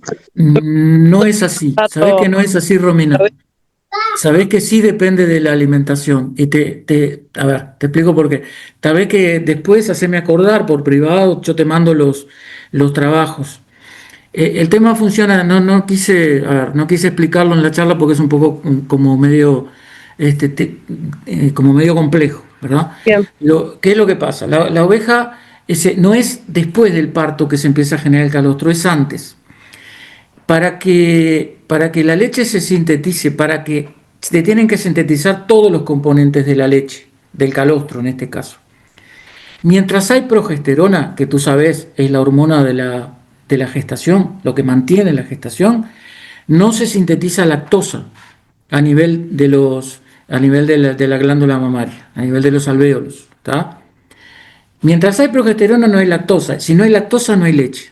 Entonces, lo que se busca es que la progesterona, que empieza a caer antes del parto, no en el parto, sino antes, de hecho, lo que desencadena el parto es la caída en la progesterona, es lo que determina el inicio de la secreción de leche, de la secreción de calostro. Entonces, ¿por qué es importante la alimentación? Tú sabes que el hígado es el depurador, ¿no? Cuando ustedes toman un poquito más de alcohol de lo que deben, lo que hace que volver a la normalidad es el trabajo del hígado, que depura la sangre, la limpia. Bien, el hígado también limpia de hormonas, o sea, las hormonas que el organismo produce se eliminan a través del hígado. El hígado funciona más eficientemente cuanto mejor es la alimentación. Entonces, un nivel de alimentación muy alto en calidad y en cantidad, y ahora te voy a dar otro detalle más, previo al parto, te digo 5 días previo al parto, es fundamental para que el hígado elimine rápidamente la progesterona. Se elimina rápidamente la progesterona, esto es antes del parto, ¿sí? Y se comienza a secretar lactosa. Pero al mismo tiempo también, una vez que cae la progesterona, se desencadenan todos los mecanismos que determinan la expulsión del feto, ¿no? La secreción de oxitocina, todos esos mecanismos que ya conocemos. ¿Por qué es importante la calidad de ese alimento, que es lo que va a hacer trabajar al hígado para que elimine la progesterona? Es importante la calidad porque una oveja, sobre todo si tiene mellizos, el útero ocupa prácticamente todo el abdomen y el rumen queda muy reducido. El rumen funciona bien cuando tiene un tamaño determinado como para poder procesar fibra, pero cuando está reducido por el tamaño de los fetos, el rumen no puede trabajar con la misma eficiencia para procesar la fibra que lo haría si no tuviera la carga fetal que tiene. Entonces, yo lo que digo siempre es, yo sé que capaz que no es así exactamente, pero para fijar un poco el concepto, la oveja en las últimas semanas, antes del parto, se comporta como un monogástrico, o sea, porque el rumen está muy reducido. Entonces es fundamental, en ese caso, la calidad de lo que está consumiendo. De hecho, hay unos trabajos de la doctora Banchero, que te los mandaría con mucho gusto, que suplementando con maíz, mejora enormemente la cantidad de calostro disponible en las 24 primeras horas de vida. Pero como tiene el cordero solamente 24 horas para inmunizarse, porque el intestino del cordero se bloquea al pasaje de las inmunoglobulinas a las 24 horas, es fundamental que cuando el cordero nace, inmediatamente empiece a consumir calostro. Y por lo tanto, el calostro se tiene que haber producido 1 o 2 días antes, cuando cayó el nivel de la progesterona. No sé si pude... Entendido. Una Bien, hay otra Calidad y consulta, Andrés, por ahí. Mayra consulta, dice, ¿cuánto tiempo antes del parto das granos? A ver si esa es la pregunta. Depende del objetivo. A ver, depende del pasto disponible en el sistema. Si tengo muy buen pasto disponible en el sistema, si reservé mis mejores potreros para las ovejas melliceras, que son las que más necesitan la mejora en la alimentación, depende del objetivo. Si mi objetivo es que el cordero llegue con muy buenos pesos, y por lo menos 4 o 6 semanas previas al parto. Ahora, si el objetivo es que baje calostro, con 4 o 5 días, 4 o 5 días previo al parto es suficiente, pero a ver, eh, yo no creo que durante 6 semanas puedas estar dando concentrado por un tema económico. Yo creo que tenemos que planificar con mucho tiempo de anticipación la siembra de los verdeos o la disponibilidad de nuestras mejores pasturas, priorizando siempre las mellizas. Las únicas, yo tengo miedo que se pasen, porque trabajando con algunos biotipos maternales, las ovejas únicas dan cordero de 7 kilos y más, y se atracan. Entonces, a las que tienen un solo cordero, y por eso la importancia de la ecografía, buena calidad pero poca cantidad, o sea, poca cantidad de consumo se consigue cuando la pastura no está muy, muy alta, pero a las melliceras sí, al máximo, todo lo que puedan comer, el potencial, porque van a distribuir todo lo que comen entre 2 corderos. Entonces, por eso es que me gusta hablar de un sistema en particular y no así genéricamente, porque si es un tema coyuntural, que me quedé sin pasto porque, bueno, no sé, porque empecé ese año, porque no sabía, porque no se me plantaron los verdeos, porque me vino un temporal y me lo mató todo, bueno, sí, ahí tal vez empezaría a suplementar 4 o 6 semanas antes del parto. Si es con concentrado, 4 semanas por un tema de costo que es fundamental tenerlo en cuenta. Ahora, si yo sé, sobre todo con las mellizas, insisto, con las melliceras, que voy a llegar al parto con muy poca comida, una suplementación con maíz 4 o 5 días, que no va a ser muy costosa, eso lo que va a permitir es que la oveja, estoy hablando de 400 gramos por día de maíz, por ejemplo, maíz quebrado, eh, me va a permitir que el cordero tenga calostro, o los corderos tengan calostro en el momento del nacimiento. Esto que estoy explicando se llama lactogénesis, no quise dar nombres complicados. Lactogénesis es el inicio de la lactancia y tiene que iniciarse 2 o 3 días antes del parto. Es motivo para una conversación de 1 hora y media. Estamos tratando de resumir para que de alguna manera se entienda en términos prácticos, ¿no? Gracias, Andrés, clarísima la información. Bueno, gracias a ti.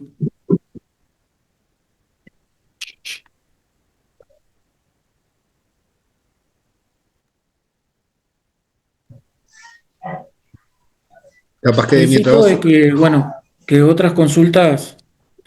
Después no, haceme acordar, Romina, de que te mande esa información sobre el tema de la lactogénesis.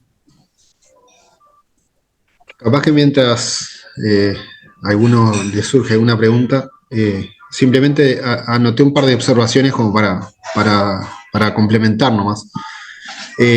Una cosa que dijiste que estaba muy bien es que... ¿Una sola dije bien? Pero hay una cosa que bueno. capaz que pasó muy por arriba en realidad, y es que en el segundo tercio de gestación, primer y segundo tercio de gestación, históricamente nosotros teníamos como, vamos a decir, el libro de que las ovejas habría que tirarlas ahí al último potrero porque los requerimientos son ninguno, ¿no?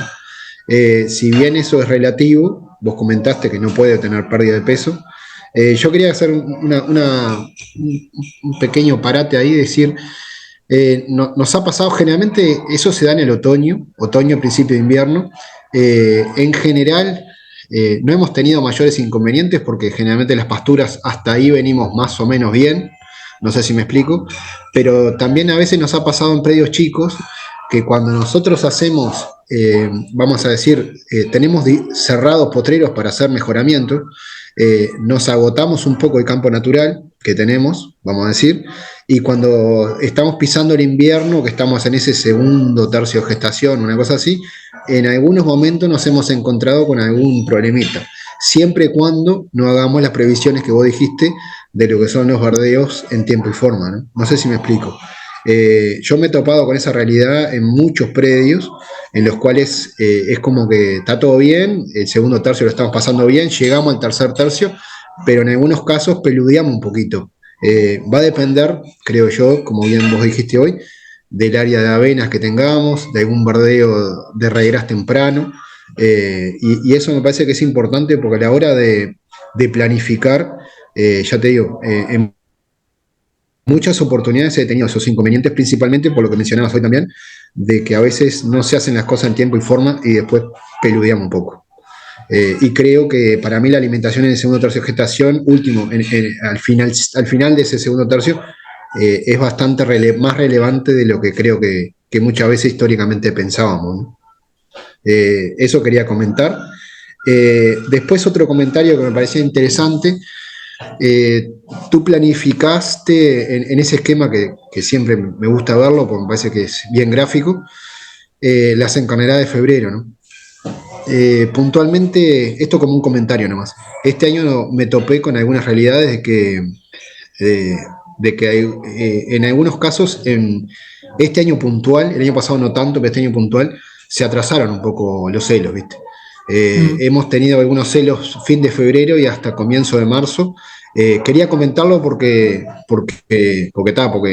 me pareció hasta llamativo, hasta en algunos casos que teníamos hasta los carneros, en algunos predios, carneros, y la gente me decía, oh, pero no están ni trabajando, y sinceramente, puntualmente este año no sé por qué, pero como que se atrasó lo que es la encarnerada, ¿no? Pero por motivos biológicos, simplemente eso. Y después hay una cosa que vos recalcaste y yo siempre trato de hacerle énfasis en los productores, que el partido se juega hasta diciembre, ¿no? Después de diciembre, sinceramente, hasta yo creo que he porfiado contigo en alguna oportunidad, no porfío más. Después de diciembre perdiste el partido. Entonces es o borrón o cuenta nueva, y cuando queremos, vamos a decir, eh, yo personalmente creo que ahí el ajuste de cargas se da ahí, en enero. Si bien en el gráfico que vos mostrabas era previo a la encarnerada o en la encarnerada, yo soy más partidario de que capaz que ya en enero mismo hacer la clasificación de las majadas, ya hacer el ajuste de carga y lo ideal, ¿no? No quiere decir que yo lo haga a rajatabla, porque a veces cada uno de nosotros tiene distintos motivos por el cual a veces no hace las cosas, pero eventualmente eso sería lo ideal. Y sinceramente, bueno, si no llegamos ahí y no sacamos los corderos, bueno, nos cuesta mucho más tener esos turistas durante el año que eventualmente tomar una medida, como bien dijiste hoy, capaz que una suplementación o algo por el estilo para sacar esos animales del sistema. Simplemente eso.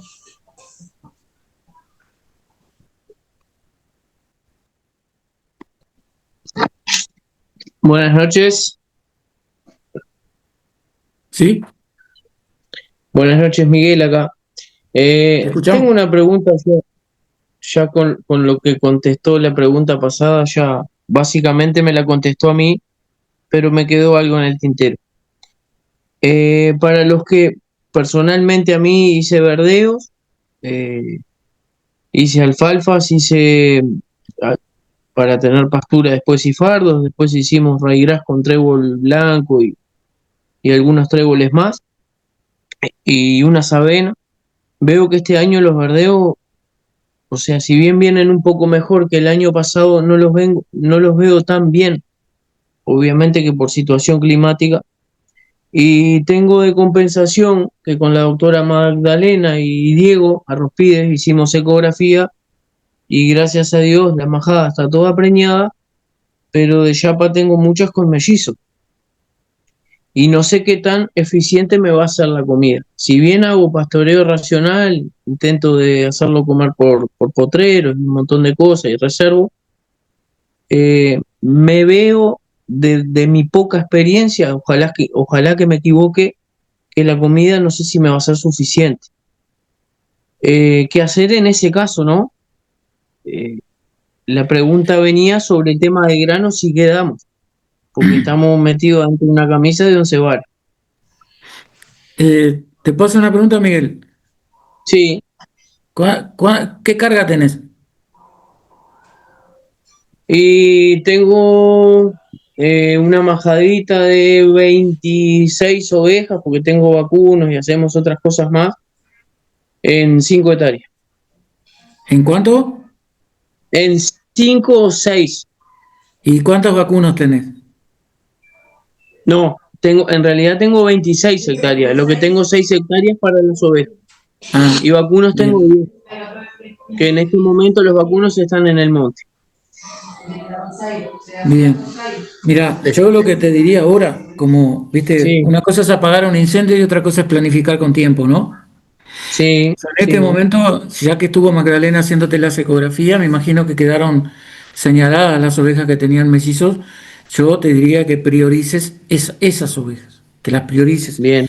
Incluso si es necesario, bueno, no soy muy partidario, pero no soy muy partidario por un tema económico. Total, la plata es de ustedes, no es mía, ¿no? Pero Sí, sí, sí.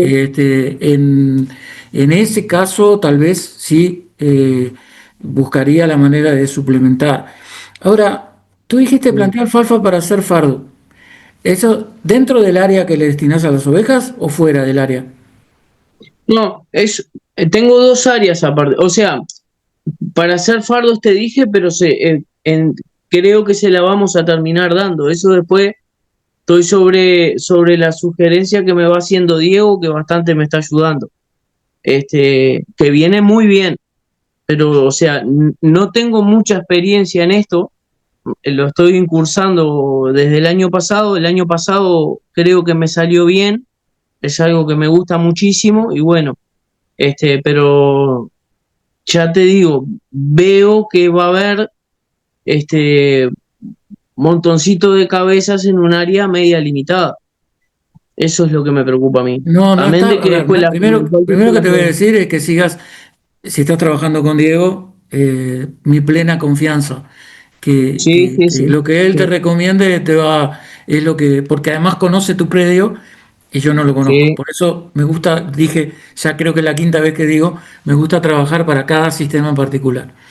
Es sí, complejo entenderlo por el hecho de que tenés vacuno, tenés un monte, eh, es complejo entenderlo desde acá. Y sería un atrevimiento sin conocer el predio dar una opinión. Por lo tanto, sí. te diría que siguieras por ese camino que Diego te está indicando. Sí, sí, sí, es más, Diego es un todoterreno porque yo ya te digo, no es mi rubro Diego sabe bien. Y Diego, no importa qué hora, pero él te contesta y es el que me va guiando. Y bueno, los frutos están en los vientres de las ovejas, ¿no? Este, creo que viene por ahí y las pasturas vienen muy bien. Ahora el que está apretado, quizá mañana viene Diego y me dice, Miguel, tranquilo, venís bien, movés esto para acá, yo le hago mucho caso, le consulto mucho por teléfono y le hago mucho caso y moviendo esas piezas él me va llevando por buen camino. Quizás el que está apretado soy yo. Por eso te preguntaba qué le puedo dar en caso de que los verdeos no me den. Tú lo dijiste hace un rato que maíz quebrado puede ser una opción buena. Bueno, no, el maíz, perdón, el maíz quebrado, para esos 4 o 5, como energético, para esos 4 o 5 días Sí, antes del parto, para favorecer el inicio de la producción de calostro. Ya bien. si es un periodo más largo, yo buscaría algo más barato. Ajá. Por ejemplo, De repente una frechillo, alguna ración, no sé, lo que haya disponible. bien, bien, bien, bien. Perfecto. Bueno, muchísimas gracias. Permiso, me voy a meter a, no te vayas, Miguel. Me Ya voy a estamos acá, meter, estamos acá, estamos firmes. me voy a meter porque me nombraste como 4 o 5 veces, entonces no me queda más remedio. No, el caso de Miguel, por ejemplo, es uno de esos casos en el cual, lógicamente, se pudo sembrar medio tarde, y lo que mencionaba hoy, ¿no? Y bueno, y si bien para mí los verdeos van a andar y van a andar bien, el único tema es que le ha faltado todavía la acumulación de temperatura para el desarrollo de las hojas, ¿no? O sea, el tema de los verdeos ahí fue sembrarlos casi que fin de abril, mayo, ¿no? Entonces, digo, le ha costado esa implantación. Ahora Sí, claro. con los fríos un poco ha quedado media menguada el crecimiento y lógicamente está. Pero no tengo ninguna duda que va a andar bien. Próximamente bueno, me estoy comprometiendo por acá, pero próximamente capaz que en el correo de estos 10 días, 7, 10 días, ponele, te voy a visitar y bichamos un poquito si es necesario alguna suplementación. ¿Qué Pero porcentaje, rápidamente, qué porcentaje de melliceras tienen? ¿Les dio? te digo, porque lo tengo anotado acá. El- Pero yo no me acuerdo, pero creo que creo que 70 del eran 8, 70. 9, eran como un 30%, ¿no? El Me parece, Miguel. 60%, el Más. 60%, Más 65 o todavía. 70. Sí, pará un poquito. El, te- ¿60% de melliza? Bueno, yo ya sé 70. con qué raza estás trabajando, no lo digas, pero Bueno, lo que pasa que en realidad en el caso de él, el año pasado se ve que anduvo muy bien. Nosotros empezamos a trabajar este año, si bien veníamos charlando el año pasado, puntualmente este año empezamos a trabajar un poco más fuerte y realmente lo que él hace prioridad es en el estado de las ovejas, ¿no? O sea, la alimentación, obviamente que va un poco más en la línea que vos estabas diciendo hoy, capaz que Andrés, de tener capaz que menos bien atendida, ¿no? Digo, sí. en el caso de él, para contestarte un poquito de lo del sistema, ¿no? Él no tiene los animales juntos, los vacunos están en el fondo porque los lanares lo dejan más cerca de la casa para tenerlo más contemplado, ¿no? Es por eso que hoy mencionaba, tengo tantos vacunos, pero los tengo en el monte y tengo las ovejas porque las tengo más cerca de la casa, no sé si me explico. Entonces es un sistema bastante particular, pero está bien trabajado y yo creo que nomás pise agosto ya se va a empezar a acomodar un poco. Capaz que el bache más complejo va a ser ahora en julio, pero lo vamos a poder sortear, me parece. Pero si me permitís meterme en un sistema que no conozco, nunca vi, solamente lo que ustedes están diciendo, yo creo que es clave la fecha de siembra de los verdeos como cosa para tratar de intentar corregir. Miren que no me masco no me como los mocos de que a veces uno propone sembrar en febrero y no puede porque no tiene maquinaria, por lo que está. Pero digo, Mirá, es un aspecto es muy básicamente, importante eso para el año que viene tratar de corregirlo, ¿no? sí, Sí, sí, básicamente sí. va un poco en línea de lo que hablamos hoy, ¿no? Él hizo una MUA que por un lado está muy bien para lo que vendría a ser la limpieza, para después hacer una alfalfa. O sea, creo que en ese sentido estuvo bien, pero lógicamente después la cosecha de MUA, el tema de la contratación de maquinaria para poder sacar esos materiales, la lluvia y algunas cosas, fue lo que atrasó un poco lo que hablamos hoy, ¿no? O Claro, ahí sea, va. Eso es otra de las complicaciones del verdeo de verano, ¿no? Todavía la moda dentro de los verdeos de verano es la que te deja un rastrojo mejor para poder sembrar, pero Ujú. yo insisto, prefiero no gastar plata en verdeo de verano, que son una lotería, porque un verdeo de invierno te puede fallar una vez cada 10 años, sembrado en fecha, ¿no? Pero un verdeo de verano te puede fallar 8 de cada 10 veranos. Entonces es una lotería invertir.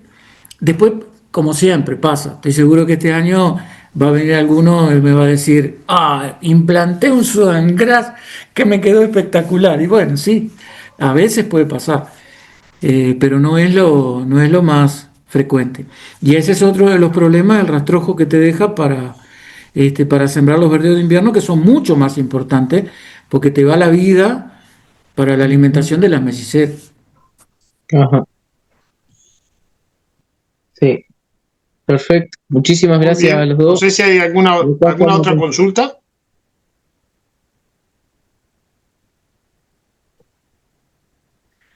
Bueno, mientras piensan si hay alguna otra consulta, yo dos cosas. Primero, sigan participando en el grupo y poniendo temas. No tiene por qué ser en el grupo. Yo sé perfectamente que hay quienes no les gusta publicar en el grupo. Bueno, pueden escribir por privado. Una de las cosas que más me gustó de esta reunión es que pudimos ver el ejercicio del trabajo de un extensionista como Diego, ¿verdad? El trabajo, yo estoy mirando acá, ahora sí encontré los chats, varios de los productores que fueron invitados por Diego, eso es muy importante, la interacción que hemos visto con Miguel y el trabajo que Diego está haciendo, no sé si están Augusto y Magdalena, es una inversión fundamental que están haciendo las intendencias para que ellos puedan trabajar, pero creo que el resultado se ve. Eso es una de las cosas que más me interesaron de esta reunión. Y lo segundo es que sinceramente quiero agradecer los conceptos que me escribieron en los chats, porque la verdad son para emocionarse. Y bueno, eh, siempre es bueno escuchar.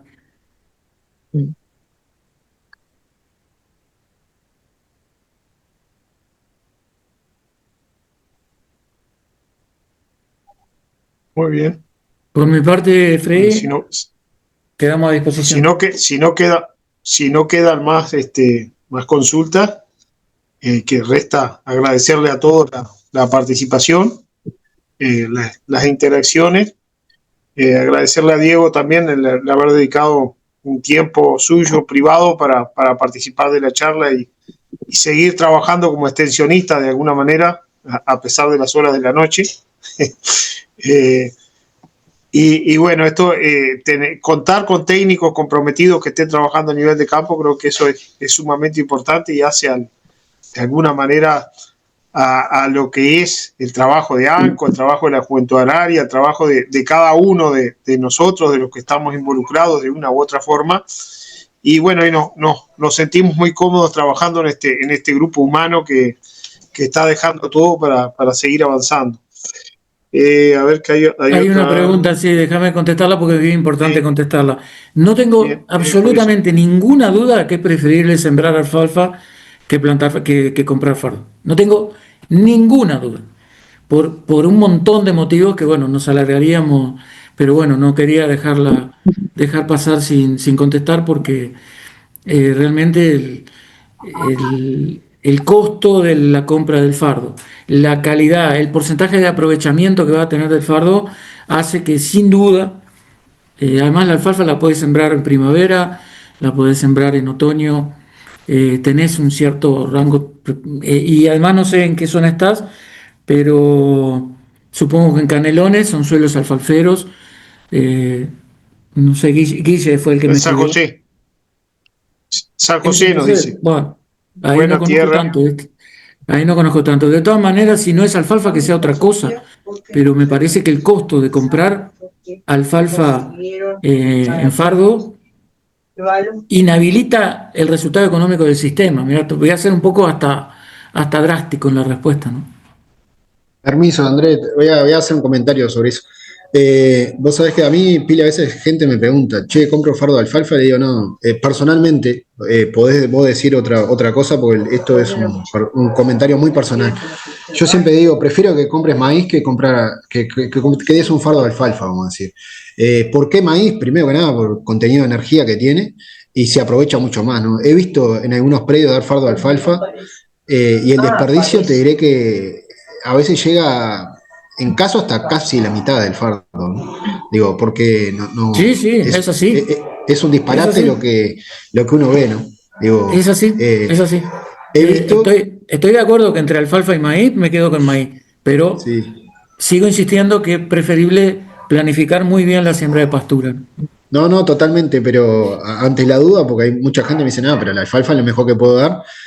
Las calidades de cada fardo, o sea, hay montones y a veces el precio, ¿no? Digo, o sea, La alfalfa para los caballos de Maroña. digo, yo digo que sí, a veces digo, mirá, la verdad que es un gusto caro que te está dando, ¿viste? Digo, pero bueno. Sí, totalmente de acuerdo. Totalmente. Bárbaro. Freddy, bueno, realmente ha sido muy linda la. A ver si. No, como sumándome a una reflexión final también, agradecerle a Andrés la buena charla que nos dio, siempre nos hace repasar conceptos. Después cada uno ve cómo lo adapta en cada caso particular, como bien él lo decía. Pero bueno, a mí un poco me toca el doble rol, que me toca trabajar en el área de desarrollo de la Intendencia de Florida y aparte, o antes que nada, soy productor ovino en este momento. Pero la importancia de todo esto, este concepto de eficiencia que marcó Andrés, nosotros en el proyecto Ovinos de Florida, que trabaja Diego Magdalena como veterinaria y Augusto Ferreira también en la zona centro de Florida, abarcando más de 120 productores familiares, indudablemente que la eficiencia es lo que más tenemos que llegar a un sistema de producción de carne, que es indudablemente a donde vamos y a donde apuntamos, y por encima de que haya productores que tengan sistemas más mixtos, no en la zona tan al sur, pero sí más al norte. Y bueno, todos estos conceptos es bueno repasarlos, y es bueno después desde la parte institucional ver en dónde se puede seguir dando una mano o con nuevas herramientas o nuevos apoyos a los productores en un rubro que está golpeado, que viene en descenso, pero viene creciendo también a nivel de producción familiar. Entonces, más que nunca es una alternativa totalmente complementaria. Y bueno, y ahí donde este tipo de charlas y lo que hacemos cotidianamente con los técnicos y eso, nos hace pensar siempre, bueno, ¿qué más podemos hacer para apoyar el ovino? ¿Qué más podemos hacer para apoyar al productor, para que produzca mejor, para que venda mejor? Entonces, me parece muy buena estas charlas, Freddy, y a los directivos de AMCO, para que se repitan. Y bueno, desde Florida, como siempre, estamos para apoyar estos proyectos y a todos los productores que se quieran arrimar. Viene de una etapa de renovación ahora y cambio de autoridades departamentales. Tenemos la convicción de que vamos a seguir contando con proyectos de apoyo al rubro, así que desde ya a la orden, y bueno, felicitar a AMCO y a los técnicos, y a Andrés en especial un saludo para todos. Bien, bueno, muchas gracias, Gonzalo. Muy lindas novedades, agradecidos, ¿no?, por el apoyo que siempre nos estás dando desde el gobierno departamental, desde el lugar que te toque, siempre apoyando a la barra y a la actividad que se está realizando. Y bueno, este proyecto regional tiene un punto muy fuerte en el departamento de Florida, y bueno, y Gonzalo ha sido un interlocutor permanente de las instituciones con el gobierno departamental. Así que bueno, muchas gracias por el apoyo que siempre nos estás dando. Y bueno, y vamos a seguir necesitando. Nos dio un mensaje optimista, ¿no? Porque siempre que hay un cambio de actividades, uno se plantea, y a mí me quedó la sensación de que Tato va a continuar, lo cual me quedó la sensación, lo cual sería una muy buena noticia para el proyecto. Obviamente que sí, obviamente que sí.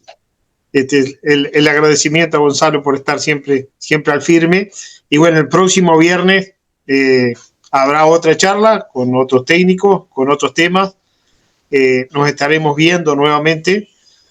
Y así sucesivamente, 3 o 4 viernes seguidos por lo menos, vamos a tratar de ir encarando distintos temas, y bueno, seguir el hilo de lo que es el trabajo de ANCO, de lo que es el trabajo de los extensionistas, de lo que son las necesidades de los productores de poder ir interactuando, y no solo con las charlas técnicas, sino con la posibilidad después de la charla de tener esta interacción entre todos y que cada uno se pueda sacar su duda. Así que bueno, si hay alguna otra consulta, si hay alguna otra pregunta, algo que se les haya quedado en el tintero, y si no, estaríamos cerrando por el día de hoy. Tuvimos prácticamente de forma permanente más de 30 conectados, 39 fue el número máximo, por prácticamente casi toda la charla, y bueno, creo que eso demostró el interés de cada uno de estar participando. Sí, Diego. No, sí, dale. Obviamente, primero que nada, quería agradecer a Andrés, la verdad que la charla obviamente fue muy fructífera, como siempre. Y por otro lado, una cosa que Andrés mencionó hoy, capaz que de la parte de precocidad sexual, o sea, uno de los puntos que a veces él maneja, o que estamos manejando desde ANCO en este caso, como para los predios chicos, para fomentar un poco la producción y cosas así. Quería comentarles que nosotros tenemos un proyecto en San Gabriel, que es donde está la majada cooperaria. De ahí es donde salen los vientres, a veces para brindar a lo que son los fondos rotatorios, ¿no? Creo que está bueno a veces mencionarlo por acá también. Y bueno, y eventualmente este año en lo que son los vientres que nosotros dejamos y las corderas que dejamos para reposición, me parece que está bueno mencionar que obtuvimos casi un 90% de preñez, ¿no? En lo que son la categoría cordera diente leche. Por otro lado, bueno, hoy vi un par de productores, o no sé si sigue estando Eduardo Ortiz acá, que vi que se había conectado. Es uno de los que el año pasado, de este año, nosotros brindamos corderas, por ejemplo, y en el caso de él, por ejemplo, se preñaron, el otro día hicimos la ecografía y se preñó el 100%. O sea, y hay otros productores que llegando con un buen desarrollo, pero no un desarrollo como Paría del Prado, un desarrollo moderado, con un biotipo o con cruzas maternales, como bien dijo Andrés, perfectamente se puede llegar a un animal en el cual se preñe con 7, 8 meses de edad, más o menos, que es cuando alcanza la pubertad, y eventualmente eso tiene un impacto significativo en los predios chicos, un poco por lo que Andrés comentaba de intentar aumentar la tasa de extracción. En los predios chicos, si nosotros no aumentamos la tasa de extracción, estamos pelados. O sea, no podemos tener muchos animales para sacar, o sea, una cantidad relativa de corderos, sino que lo que tenemos que tener es más bien una cantidad menor de animales para sacar la mayor cantidad de corderos posible, ¿no? Entonces, en eso se trata de la tasa de extracción, de no tener muchos turistas. Yo siempre hablo con algunos productores que a veces me toca visitar, capaz que tenemos muchos turistas este año y eventualmente algunos se ríen, pero a mí también me ha tocado como productor tener turistas y eventualmente doy fe de que en realidad eso no nos genera plata, lo único que nos genera es dolores de cabeza porque le están sacando la comida a los que realmente producen. Entonces me parece que si bien Andrés hizo mucho énfasis en eso, yo lo que quiero decir es que no, o sea, tener corderas y sacar y poder encarnear corderas no es de la NASA, es algo bien lograble y eventualmente creo que tiene un impacto significativo en lo que son los pequeños productores. Simplemente eso. Bien, yo estoy ahí, puse en el grupo información de lo que ha sido el proyecto, de cómo inició la historia con el proyecto regional y lo que hoy es el programa. Que quiera puede entrar ahí, ver toda la información que hay. Ahí hay ciertas charlas y hay toda la información de lo que ha sido este proyecto, del trabajo con los gobiernos departamentales.